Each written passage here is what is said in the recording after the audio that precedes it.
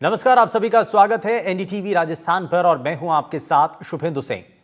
राजधानी जयपुर, अजमेर और टोंक की लाइफलाइन यानी बिसलपुर बांध के गेट लगातार इस महीने में खुलते रहे हैं, लेकिन फिर भी सरकारी योजनाओं की कछुआ चाल के चलते अब भी जिले के 1256 गांव और 6 बड़े शहरों की प्यास नहीं बुझ पाएगी।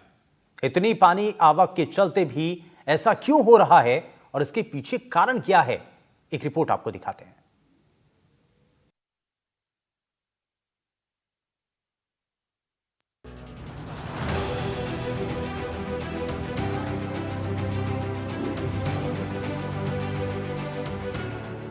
राजधानी जयपुर, अजमेर और टोंक की लाइफलाइन यानी कि बीसलपुर बांध के गेट लगातार इस महीने खुल रहे हैं। 6 सितंबर को 7वीं बार गेट खोलकर पानी की निकासी लगातार जारी है। अधिकारियों के अनुसार लगभग 15 टीएमसी पानी बीते 36 घंटों में बांध से छोड़ा जा चुका है, लेकिन दुख की बात ये है कि सरकारी योजनाओं की कछुआ चाल के चलते अब भी जिले के 1256 गांव और 6 बड़े शहरों की प्यास नहीं बुझ पाएगी। इस बार भारी पानी आवक के चलते कई शहरों की प्यास बनास के मीठे पानी से बुझ सकती थी, पर ये नहीं हो सका और अब आलम ये है कि 15 टीएमसी पानी ईसरदा बांध के ऊपर से बहकर चंबल में जा चुका है। सितंबर का ये महीना बनास नदी के लिए और बीसलपुर बांध के लिए खुशियों की एक सौगात लेके आया और इतिहास में पहली बार ऐसा हुआ जब सितंबर माह में बीसलपुर बांध के गेट की ओपनिंग हुई। अब इस बांध से पानी की निकासी जारी है और लगभग 15 टीएमसी से ज़्यादा पानी इस बांध से छोड़ा जा चुका है। वहीं दूसरी ओर अगर हम बनास नदी की बात करें तो बनास नदी से अब तक 50 टीएमसी से पानी छोड़ा जा चुका है। बड़ा सवाल ये उठता है कि सरकारी योजनाओं की कछुआ चाल की प्रगति की अगर बात करें तो ईसरदा डैम जो लगभग 1256 गांवों की और 6 बड़े शहरों की प्यास बुझाता दौसा और सवाई माधोपुर में, उसका निर्माण समय पर नहीं हो सका और 4 बार डेडलाइन उसकी बढ़ा दी गई। उसके बावजूद उसका अधूरा निर्माण कहीं न कहीं उन 1256 गांवों के जो 2 जिले हैं सवाई माधोपुर दौसा के और 6 शहरों की जनता की प्यास एक बार फिर से नहीं बुझा पाएगा। मेरे पीछे आप जो देख रहे हैं ये बनास नदी का वो नज़ारा है। ये वही पानी है जो कि बीसलपुर बांध के 6 गेट खोलकर कह सकते हैं कि जिसमें कभी 96,000 क्यूसेक पानी जो है इस बनास नदी में छोड़ा गया, कभी 46,000 क्यूसेक पानी छोड़ा गया, कभी 36,000, कभी 24,000, कभी 12,000। कुल मिलाकर पिछले 6 दिनों के अंदर बीसलपुर बांध से अब तक 15 टीएमसी से ज़्यादा पानी छोड़ा जा चुका है। वही बनास नदी की अगर हम बात करें, क्योंकि लोकल कैचमेंट एरिया के अंदर अधिक बरसात हुई है, ऐसी सूरत में मासी और सहोदरा जो नदियां हैं वो पिछले 2 महीने से लगातार उफान पर हैं, नदी नाले उफान पर हैं और लगभग 50 टीएमसी से पानी जो है ज़्यादा पानी बनास नदी से ईसरदा डैम छोड़कर जा चुका है। तो ऐसी सूरत में इतना पानी बीसलपुर बांध का और बनास नदी का ईसरदा को छोड़कर जा चुका है कि लगभग 1.5 बीसलपुर बांध भर जाता, या ये कहें कि लगभग 6 ईसरदा बांध भर जाते। तो ऐसी सूरत पेश आई है टोंक जिले में। मानसून मेहरबान हुआ है और बरसों बाद ऐसे नज़ारे देखने को मिल रहे हैं कि टोंक जिले की हम खास तौर से बात करें तो टोंक जिले के छोटे बड़े 34 जो बड़े बांध हैं वो ओवरफ्लो हैं। लगभग 172% बरसात हो चुकी है जिले के अंदर। एनीकट्स और तालाबों की अगर बात की जाए तो 175 छोटे बड़े ऐसे एनीकट्स हैं जो लबालब हैं, ओवरफ्लो हो चुके हैं, जिनका पानी जो है लोगों के लिए मुसीबत का सबब भी बन रहा है। लेकिन कुल मिलाकर यही कहना उचित होगा कि बीसलपुर बांध जो है जयपुर अजमेर टोंक की लाइफलाइन है। उस बांध से पिछले 6 दिनों से लगातार जो है पानी की निकासी जारी है और एक इतिहास ये बताता है कि 2019 में एक ऐसा अवसर भी आया था जब लगभग 135 टीएमसी पानी बीसलपुर बांध से छोड़ा गया था। अब देखने वाली बात ये होगी कि जिस तरह मेवाड़ पर देर से मानसून मेहरबान हुआ है उसके बाद में किस तरह के परिणाम देखने को मिलते हैं, क्योंकि मेवाड़ में बरसात का दौर जारी है। उदयपुर से लेकर राजसमंद, भीलवाड़ा, चित्तौड़ में ये बरसात का दौर जारी है। सभी बांध लगभग वहाँ भी छलक चुके हैं, जिनसे लगातार एक लंबे समय तक बीसलपुर बांध में पानी की निकासी बने रहने की उम्मीद है। लेकिन ऐसा क्यों हो रहा है? तो आपको बता दें कि ईसरदा बांध का निर्माण अधूरा होने से ये पानी बनास के रास्ते चंबल में जा रहा है। इस मानसून सत्र में अब तक बनास नदी और बीसलपुर बांध से लगभग 65 टीएमसी पानी ईसरदा बांध के ऊपर से निकल चुका है, जो कि लगभग 6 ईसरदा बांध या 1.5 बीसलपुर बांध भरने जितना होता है। खुद जल संसाधन मंत्री ने इस बात का जिक्र किया है। अधिकारी को निर्देशित किया है कि जल्दी उसका काम पूरा हो। इस तरह से काम नहीं चलेगा क्योंकि जो बिशलपुर का ओवरफ्लो है वो बहुत ज़्यादा है और वो पानी व्यर्थ में बह के बंगाल की खाड़ी के अंदर चला जाता है। अब ये ईसरदा बांध सरकारी प्रोजेक्ट की कछुआ चाल का बड़ा प्रमाण बन गया है। आपको बता दें कि 2013 में ये प्रोजेक्ट स्वीकृत हुआ था, जिस वक्त इसकी बजट राशि 530 करोड़ थी। अब इस प्रोजेक्ट की संशोधित राशि 1856 करोड़ रुपए हो गई है और पिछले 10 सालों में इसके निर्माण की डेडलाइन अब तक 3 बार बदली जा चुकी है। पहली बार ये डेडलाइन 2021 में बढ़ाई गई थी, दूसरी बार अक्टूबर 2023 में इस डेडलाइन को बढ़ाया गया था, जिसके बाद एक बार फिर से तीसरी बार इसकी डेडलाइन को अगस्त 2024 तक के लिए बढ़ाया गया था। परेशानी की बात तो ये है कि 1856 करोड़ की लागत से बन रहे ईसरदा बांध का निर्माण अगर समय पर हो गया होता तो आज ये बांध भी लबालब होकर छलक रहा होता। लेकिन इतने समय बाद भी आज भी ये बांध और पानी को लेकर लोगों की आस अधूरी है। शायद सही समय पर काम होने पर आज जिले की सबसे बड़ी किल्लत दूर हो सकती थी। एनडीटीवी के लिए रवीश टेलर की खास रिपोर्ट। तो राजस्थान में लगातार बारिश हो रही है, लेकिन बारिश का असर जो है उसकी वजह से नदी नाले उफान पर आए हैं। कई जगहों पर जो पानी है वो भरपूर मात्रा में नजर आया, लेकिन ये पानी जो है वो कई शहरों की, कई इलाकों की प्यास बुझा सकता था। लेकिन लगातार जो बिसलपुर बांध से पानी की जो निकासी है वो होने से वो पानी अब आगे बढ़ चुका है। तो ये अब ऐसे में सवाल ये कि बिसलपुर बांध के पानी की बर्बादी आखिर कब रुकेगी और ईसरदा बांध कब तक बन पाएगा? राजनीतिक वजह या इसके पीछे कोई तकनीकी पेच भी है जो कि लगातार इसमें जो डेडलाइन है ईसरदा बांध की वो बनते बनते आगे बढ़ जाती है। बांध के निर्माण में देरी क्यों हो रही है और तकनीकी पहलू उसके पीछे क्या है? क्योंकि इसमें अब आपको जरा ये भी बता देते हैं कि कब कितना पानी छोड़ा गया था। तो बिसलपुर बांध के गेट कब कब खुले हैं? साल 2006 में 43 टीएमसी, 2014 में 11 टीएमसी पानी छोड़ा गया था और उसके बाद 2016 में 135 टीएमसी पानी छोड़ा गया। बिसलपुर बांध की ये जानकारी है। और वहीं 2019 में आते आते ये 93 टीएमसी पानी छोड़ा गया और 2022 में 13.2 टीएमसी पानी छोड़ा गया। ऐसे में हर साल का ये आंकड़ा भी है। 2004 का वापस से आपको आंकड़ा दिखा रहे हैं, 26 टीएमसी पानी छोड़ा गया। तो लगातार यहाँ से पानी की निकासी होती रही है और अगर ये पानी यहाँ पर क्योंकि ईसरदा बांध बन जाता तो शायद ये इतनी पानी की निकासी नहीं होती, यानी कि पानी आगे नहीं जाता और ये राजस्थान के लोगों के लिए ही काम आ सकता था। तो बिसलपुर बांध से जुड़ी कुछ खास बातें भी हैं। दरअसल जलदाय विभाग को 16.20 टीएमसी पानी 80 हेक्टेयर सिंचाई के लिए किसानों को यहाँ मिल सकता है और किसानों को 8 टीएमसी पानी मिलता है। यानी कि इस बांध से किसानों को कितना पानी मिलता है वो भी आपके सामने है। सबसे ज़्यादा जो जयपुर के लोग हैं उनको इसका फ़ायदा मिलता है। वहीं साथ ही साथ बांध बनने से कौन से ऐसे इलाके हैं, ईसरदा बांध अगर बनता है क्यों ज़रूरी है ये भी आप देखिए। 3 बार बांध की डेडलाइन बढ़ चुकी है और अभी तक भी इस बांध का निर्माण पूरा नहीं हुआ। 2013 में 530 करोड़ रुपए में इसका जो बजट था वो मंजूर हुआ था, लेकिन बजट को संशोधित कर 1856 करोड़ रुपए अब कर दिया गया है।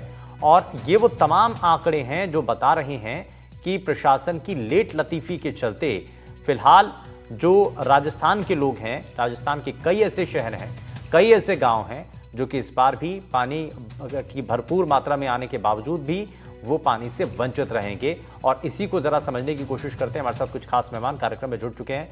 हमारे साथ राजीव तिवारी जी, राजनीतिक विश्लेषक, कार्यक्रम में जुड़ चुके हैं। सर बहुत स्वागत है। और रुखसान शमीम जाहिद जी हमारे साथ सामाजिक उद्यमी हमारे साथ कार्यक्रम में जुड़ चुके हैं, आपका भी बहुत स्वागत है। लेकिन शुरुआत में राजीव सर आपसे ही कर रहा हूँ।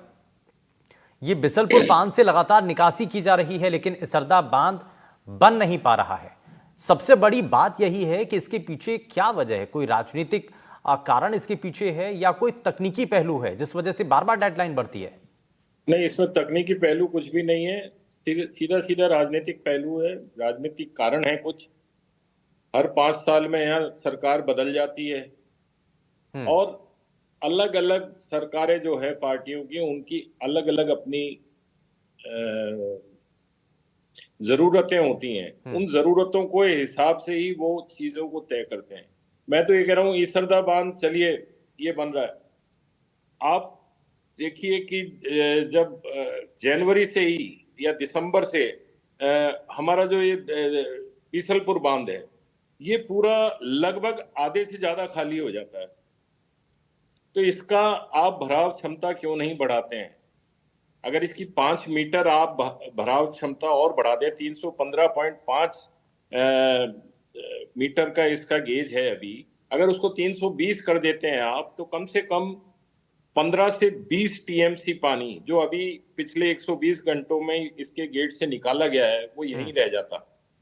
फिर ईसरदा बांध जो बनाया गया, उससे दौसा सवाई माधोपुर के तो 1000 से ज्यादा गांव और 6 कस्बे जो हैं, शहर हैं, वो लाभान्वित होते ही जयपुर को सबसे बड़ा लाभ मिलने वाला था, क्योंकि ईसरदा बांध से रामगढ़ बांध को भरने के लिए जयपुर का, जो कि पिछले कई सालों से जिसके लिए ये भी तक कहा जा रहा है कि मर गया रामगढ़, तो हाँ। उस बांध को भरने की भी योजना थी। 1700 करोड़ रुपए की योजना बनी थी, उसकी डीपीआर वगैरह सब बन चुकी। उसके लिए सिर्फ एक पाइपलाइन और नहर बननी थी जो सीधी रामगढ़ बांध को भरती। तो ये जो अभी 15 टीएमसी या पिछले सालों में आप देखें तो कम से कम 700 टीएमसी पानी बीसलपुर से चंबल में जा चुका है, वाया ये जो नदी है उसके बनास के थ्रू। बनास नदी। हाँ, तो बनास नदी के जरिए वो करीब 700 टीएमसी पानी जो है वो बंगाल की खाड़ी में या जहां भी कह लें अपन, यमुना में चला गया, गंगा में चला गया, जहां भी चला गया, क्योंकि बनास आगे जाके यमुना में मिलती है, यमुना गंगा में मिलती है, और फिर वो बंगाल की खाड़ी में चला जाता है। तो अगर ये ईसरदा बांध समय से बन जाता, देखिए 3 बार इसकी डेडलाइन बदली, तो सिर्फ दौसा सवाई माधोपुर ही नहीं, जयपुर के लाखों लोगों की इससे प्यास बुझती। और इस सबसे बड़ी बात, जयपुर के आसपास के जितने भी गांव हैं, उनका अंडरग्राउंड वाटर जो है वो रिचार्ज हो जाता। रामगढ़ बांध से अकेले से ही कम से कम 450 गांव जो हैं वो लाभान्वित होते जयपुर के आसपास के। तो ईसरदा बांध बहुत महत्वपूर्ण है, लेकिन राजनीतिक कारणों से, चाहे वो भाजपा की कह ये लें सिर्फ या हर बार हर 5 साल बाद सत्ता परिवर्तन हो जाता है, सिर्फ यही एक कारण है? इसमें कुछ टेक्निकल पहलू क्या एक सरकार ने अगर इसमें काम तेजी से किया या जिसने शुरुआत कर दी, तो दूसरे को ये डर लगेगा कि भाई इसका श्रेय कहीं उसको ना चला जाए? बिल्कुल बिल्कुल। अंत समय में आते आते, जैसे कांग्रेस के अभी पिछला गहलोत सरकार थी, तो वो चाहती तो 5 साल में उसको कंप्लीट कर सकती थी, लेकिन जब आखिरी समय में उसको लगा कि अब तो सरकार हो सकता है हमारी ना आए अब की बार, जैसा ट्रेंड है यहाँ पे, तो वो अधूरा छोड़ दिया। उससे पहले वसुंधरा सरकार ने भी यही किया था।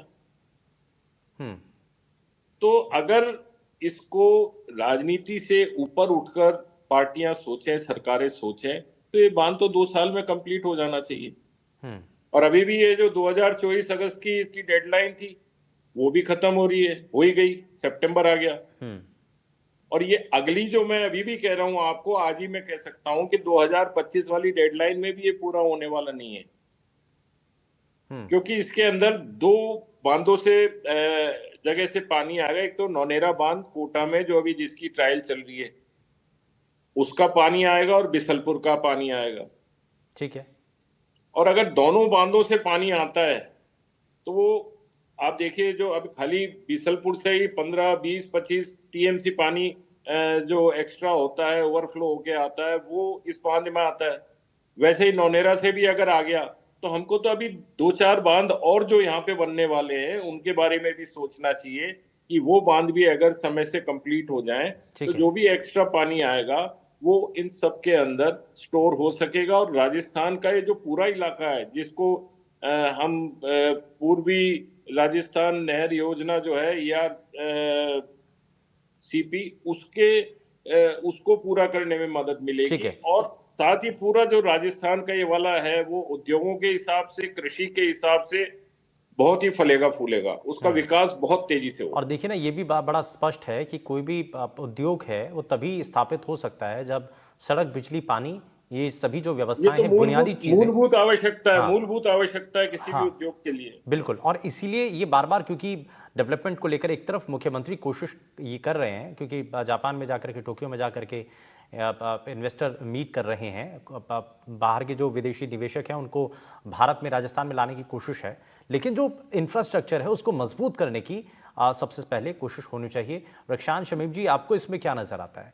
ये पानी की जो कमी है, या फिर अगर बांध बन जाता तो उसके बाद पानी की जो आवक रहती, जो कई ऐसे इलाके हैं, 1200 से ज़्यादा ऐसे गांव हैं, 5 से 6 ऐसे शहर हैं जो कि फिलहाल जैसा पहले की स्थिति रहती, क्योंकि पानी इस बार भरपूर रहा है, और अगर ये स्टोर करने में हम सक्षम रहते, बांध बने होते और हम पानी स्टोर कर लेते, तो शायद पानी की जो किल्लत है वो नहीं होती। जी बिल्कुल, आपने ठीक कहा कि अभी जैसे आपने कहा कि जो बेसिक नीड्स हैं किसी भी राज्य के लिए, वो अगर हमारा इंफ्रास्ट्रक्चर सही रहे तो वो एक इंटरनेशनल लेवल पे भी एक अच्छा रिप्रेजेंटेशन जाता है उस शहर का। और ये जिस तरीके से पानी की किल्लत हो रही है राजस्थान में, इससे सवाई माधोपुर से जुड़े हुए 4 और राज्यों की ये किल्लत हल हो सकती है अगर ये बांध जो है वक्त पे बन जाता, जैसे कि इसको 2021 में कंप्लीट होना चाहिए था।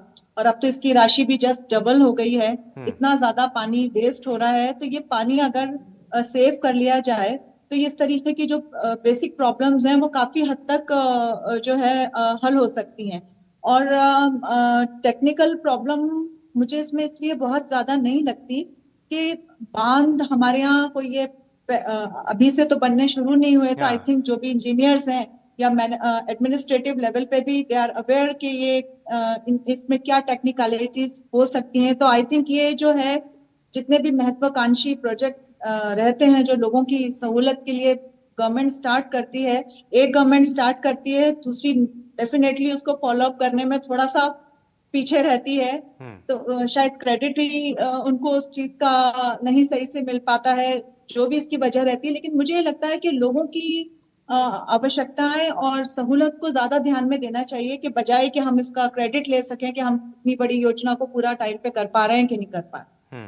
अच्छा, ये बड़ा ज़रूरी है ये जानना कि भाई आप जो काम कर रहे हैं वो जनता के हित के लिए ही जी कर रहे हैं, और इससे हाँ जनता बिल्कुल। को फ़ायदा मिलेगा। आप बेशक वोट बैंक के चक्कर में इसको थोड़ा सा नज़रअंदाज कर रहे हैं, लेकिन बहुत सारे पहलू भी बिल्कुल। हैं। इस बीच हमारे साथ पर्यावरण विद जो हैं, हमारे साथ डॉक्टर MS राठौर साहब, पर्यावरण केंद्र के निदेशक, कार्यक्रम में जुड़ चुके हैं। सर, बहुत स्वागत है आपका भी NDTV राजस्थान पर। आप राठौर साहब, एक चीज़ बताइए कि इस बार जो पानी की आवक रही है राजस्थान में, बार बार इस वक्त जिक्र हो रहा है कि इतनी आवक होने के बावजूद कई ऐसे शहर हैं जो कि पानी से उतना ज़्यादा जो लाभ मिलना चाहिए था वो नहीं मिल पाएगा, अभी भी वंचित नजर आएंगे। कई ऐसे गांव हैं। तो अगर बिसलपुर बांध से जो पानी छोड़ा जा रहा है, अगर ये स्टोर रहता, या इसरदा बांध जो समय पर अगर बन जाता, तो शायद पानी की जो परेशानी है राजस्थान के अंदर, कई ऐसे इलाके हैं, वो थोड़ा सा दूर हो जाती थी। ऐसे है कि ज्यादातर का ये इम्प्रेशन रहता है, जब भी हम अखबार में देखते हैं, NGO से सुनते हैं, नेताओं से सुनते हैं, पब्लिक आम एक विचार बन गया है कि अगर बिसलपुर से पानी जो जा रहा है वो वेस्ट है, उसको हमें रोकना चाहिए। भाई ऐसे है कि हमने जो नीचे वालों का हक मार के यहाँ बिसलपुर पे रोक लिया, और अगर इकोसिस्टम की बात करें, एनवायरमेंटल फ्लो की बात करें, तो नीचे के सारे जो कुएं सुखा दिए हमने यहाँ पानी रोकने से, वो नदी नहीं बही तो उधर रिचार्ज नहीं हुआ, तो उनका भी तो हक है। तो इसलिए पानी तो बहना ही चाहिए। कितना छोड़ना चाहिए? हर साल छोड़ना चाहिए, चाहे हम हमारे कमी कर लें, उसको ठीक से वितरण करें, ठीक से उसका उपयोग करें, और वो एनवायरमेंटल फ्लो तो छोड़ना ही चाहिए। अब ये रहा कि इसको क्या ईसरदा में ले लेते, ईसरदा बना रहे हैं, इसीलिए बना रहे हैं, वो कोफर डैम है कि भाई इमरजेंसी में जब अगर नहीं आएगा अगले साल, अगर क्योंकि इसकी क्षमता इतनी है कि 1 साल 1.5 साल के बाद में हमें साथ को इतने 50 लाख पॉपुलेशन के लिए समस्या खड़ी हो सकती है अगर बरसात नहीं आए तो। तो अगर ईसरदा होगा तो एक बफर है वो, तो वो ठीक बात है कि वहां हम रोक सकते हैं। लेकिन ये कहना कि पानी जा रहा है इससे सारी समस्याएं हल हो जाए, ऐसा है नहीं। पानी बहना ही चाहिए, बहुत जरूरी है। नीचे वाले इलाके में जो दोसा या सवाई माधोपुर में जो लोगों को समस्या आ रही है, उसका निवारण के लिए एनवायरमेंटल फ्लो तो होना ही चाहिए। ठीक है हम हाँ जी। लेकिन पानी राजस्थान भर के अलग अलग शहरों तक, गांव तक पहुंचे, इसके लिए और क्या किया जा सकता है? इसमें ऐसे है कि ये एक तो ये जो हमारे इंजीनियर भी सजेस्ट करते हैं, हम समस्या ये ढूंढते हैं कि बड़े बांध बनाओ, फिर उससे पानी ले जाओ और समस्या को दूर करो। इससे ये खर्चीला भी है, ये सस्टेनेबल भी नहीं है। तो इसके लिए तो हमें लोकलाइज जो है ना प्रोग्राम बनाने पड़ेंगे, बांध बनाने पड़ेंगे, पानी रोकना पड़ेगा, एक वाटर बैलेंस करना पड़ेगा। रिवर बेसिन को लेके, चाहे माइक्रो वाटर शेड लेके छोटे छोटे बेसिन में, वहां हमें सोचना पड़ेगा कि यहाँ सेल्फ सफिशिएंट कैसे हो, वाटर बैलेंस उसकी सबकी स्टडी होके कि भाई हमें कृषि में कितना जा रहा है और हमारे को कितना चाहिए। हमारे को तो 10% ही चाहिए पीने के लिए। तो अगर उसकी हम व्यवस्था कर लें तो कम से कम ये तो सिक्योर हो जाए कि हमारी ड्रिंकिंग वाटर सिक्योरिटी है। तो बड़े बांध बना के आप अब जैसे कर रहे हैं कि आप इंदिरा गांधी कैनाल से लाके और कुचामन तक पानी ला रहे हैं, तो कैनाल को, वो जो इरिगेशन कैनाल थी उसको आप ड्रिंकिंग वाटर कैनाल में कन्वर्ट करना ही पड़ेगा, जिस तरह से हम उपयोग या दुरुपयोग कर रहे हैं पानी का। तो ये समस्या में कोई संजीदा नहीं है। हमें मैंने एक प्लान बनाया था 2047 तक के लिए, सस्टेनेबल ड्रिंकिंग वाटर कैसे हो सकता है फूड सिक्योरिटी के लिए, लेकिन कोई सुनने को तैयार नहीं है। नेता सुनने को तैयार नहीं है, एडमिनिस्ट्रेटर सुनने को तैयार नहीं है, इंजीनियर सुनने को तैयार नहीं है। वो मिनिस्टर साहब को मैंने दिल्ली में भी दिया। तो ये बड़ी समस्या है कि आप लोकलाइज, जैसे अभी मैं कल ही उधर गया ये खचरियावास की तरफ, बांडी, वहां एक नदी आती है, पूरी सूखी पड़ी है। अब इतना पानी बरसने के बाद में उसमें एक बूंद पानी क्यों नहीं है? इसलिए कि हमारे सरकार ने एक मुहिम चलाई कि खेत का पानी खेत में, गांव का पानी गांव में। सब लोगों ने अपने खेतों के चारों तरफ बाउंड्री बना ली।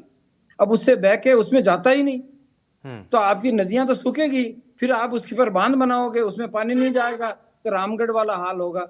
तो कहोगे रामगढ़ सूखा हो रहा है, इसको अब बिसलपुर से भरो। कल मैं सुन रहा था कि बिसलपुर से उसको भरो। तो क्यों भरना चाहते हो भाई? आप अपना लोकलाइज, पहले ये समस्या का समाधान तो करो कि हम एक तरफ सारा प्रोग्राम लाते हैं कि खेत का पानी खेत में, टंकियों पे सब जगह गाँव में लिखा हुआ है, तो आप अगर बाहर जाने नहीं दोगे तो आपका क्या अच्छा हक ठीक बनता है? है, ये जो स्ट्रैटेजी है ये गांव के लिए तो ठीक है, लेकिन शहरों के लिए फिर क्या होगा? हाँ, शहरों के लिए, शहर तो देखो पैरासाइट है, वो दूसरों का पानी लेके अपने आप में करते हैं, उसके पानी के पैसे भी नहीं देना चाहते। यहाँ अगर जैसे अभी जयपुर का जो पानी है 1000 लीटर का करीब 15 रुपए खर्च आता है और हम देते हैं 2 रुपए। इसको अगर 2.5 भी कर दें तो यहाँ एजिटेशन हो जाएगा। सारे नेता यहाँ बैठे हैं, सारे पत्रकार यहाँ बैठे हैं, सारे इंटेलेक्चुअल यहाँ बैठे हैं, एडमिनिस्ट्रेटर बैठे हैं, कह नहीं हम देंगे नहीं। अब भाई आप तो पानी किसका ले रहे हो? कहाँ कहाँ का जो जिसको हक मिलना चाहिए उसका लेके रहे हो। तो आपकी जिम्मेदारी बनती है कि इसका सदुपयोग करें। जयपुर में डिस्ट्रीब्यूशन लॉसेस को आप 40%, 50% से कम करके जागरूकता से सिर्फ पानी की परेशानी का हल तो नहीं हो सकता ना सर, इसके लिए ऑल्टरनेटिव सॉल्यूशन निकालना बड़ा ज़रूरी है। मैं थोड़ा सा आगे बढ़ता हूँ इसमें। मैं ज़रा इसमें, हमारे साथ एक और खास मेहमान राजीव जी भी लगातार बने हुए हैं। राजीव जी, एक चीज़ बताइए, ठीक है ये ग्रामीण स्तर पर जो राठौर साहब बता रहे हैं वो ठीक है, कारगर हो सकता है, लेकिन शहरी इलाकों की परेशानी थोड़ी सी अलग है। उन्होंने ये बात बिल्कुल सही कही कि वो डिपेंडेंट है, पानी उनको मिलेगा लेकिन उसके लिए पैसा खर्च करना भी थोड़ा सा दिक्कत होता है। लेकिन इसके लिए सॉल्यूशन क्या है फिर? देखिए, सॉल्यूशन भी राजनीतिक ही निकलेगा इसमें, क्योंकि जैसा भी राठौड़ साहब कह रहे थे कि गांव का पानी गांव में रोक दिया, नदी में नहीं आया। तो वो नदी का पानी कहाँ जा रहा है? वो भी तो शहर के पास से ही होके निकलेगा ना। ये शहर के ही किसी जो भी बांध है या तालाब है उसी के पास से होके गुजरेगा, उसको भी भरेगा वो। तो जो एक योजना आई थी कि गांव का पानी गांव में, तो जितने नेता हैं सबने अपने गांव में उस नदी को रोक के एनीकट बना दिए, बड़े बड़े एनीकट बना दिए। जैसे उसके अंदर ये था कि 5 से 7 फुट हाइट का ही एनीकट बनेगा, लोगों ने 15-15 फीट के, 20-20 फीट के एनीकट बना दिए। तो वो नदी का पानी उस नदी में आएगा ही नहीं। ये तो बड़ा रामगढ़ क्यों सूखा, रामगढ़ बांध क्यों सूखा? वो इसकी वजह यही है कि 252 या 256 एनीकट बन गए उसके जो कैचमेंट एरिया में, जो वो नदियां वहां आती थी उनमें 256 आपने एनीकट बना दिए। फिर उसके बाद एनक्रोचमेंट हो गए, सारे नेताओं के, बड़े अफसरों के वहां फार्म हाउस बन गए, बड़े इंडस्ट्रियलिस्ट के वहां फार्म हाउस बन गए। तो आपने जब पानी का रास्ता ही रोक दिया तो पानी फिर जाएगा कहाँ? ठीक है, यानी कि तो इस पर, पानी इस के लिए पर फिर आपको अल्टरनेट व्यवस्था बांध ही बनाने पड़ेंगे। हाँ बांध बनाएंगे आप तो नेचुरली उससे बहुत सारे जगहों पर नुकसान भी होगा, पानी नहीं पहुंचेगा, नदियां आगे सूखी रहेंगी, वाटर रिचार्ज नहीं होगा, बहुत सारी चीजें हैं, खेती में परेशानी आएगी। लेकिन अगर बांध बनते हैं और उससे अगर नहरें निकाल के, खर्चा जरूर होगा एक बार में, लेकिन अगर ऐसी व्यवस्था जैसे पंजाब में हो रही है, हरियाणा में हो रही है, उत्तर प्रदेश में हो रही है, जहां नदियां 12 महीने बहने वाली हैं, और उसमें तो हमारे राजस्थान में भी जैसे चंबल 12 महीने बहने वाली नदी है, तो चंबल को उसी हिसाब से नर्मदा का पानी है वो लेके आने की योजना थी। पंजाब से इंदिरा गांधी नहर आ रही है। तो ये सारे अगर इसका सही तरीके से डिस्ट्रीब्यूशन और सारी ठीक है, चीजें हों सही तो तरीके से डिस्ट्रीब्यूशन होना बिल्कुल ये बड़ा ज़रूरी है। दूसरा जो कंस्ट्रक्शन के काम है, जो बांध बनाने का जो काम है, उसमें देरी ना हो, समय पर अगर इसको पूरा कर लिया जाए तो बफर एरिया जो हम पहले से आगे फ्यूचर प्लानिंग जो लेकर के चल रहे हैं वो हमारी तभी कामयाब हो पाएगी। और इस पर बैठ करके सरकार और प्रशासनिक अधिकारियों को एक्सपर्ट की टीम के साथ बात करने की ज़रूरत है, तभी हमारा जो भविष्य है बात वो करने की नहीं, बात करने के साथ उसको एग्जीक्यूट इम्प्लीमेंट करने करना की बड़ा जरूरत ज़रूरी है। है। बिल्कुल सबसे सही बड़ी बात। बात तो हर हाँ साल में कम से कम 50 हाँ, मीटिंगें होती और हैं, लेकिन होता कुछ नहीं है। और इसीलिए इसीलिए ये जो कोशिश है ना, ये सभी को मिलकर के कलेक्टिव करने की जरूरत है। खैर, बहुत शुक्रिया सर, आप सभी हमारे साथ कार्यक्रम में जुड़े, आपने अपना कीमती समय दिया। लेकिन इसरदा बांध बनाना और तेजी के साथ इस पर काम पूरा होना ये बहुत ज्यादा जरूरी है, तभी पानी का जो संकट है वो थोड़ा सा कम हो सकेगा, खत्म नहीं। आप यहाँ रुक रहे हैं, एक छोटे से ब्रेक के लिए, कहीं मत जाएगा, बने रहिए एनडीटीवी राजस्थान के साथ। नमस्कार।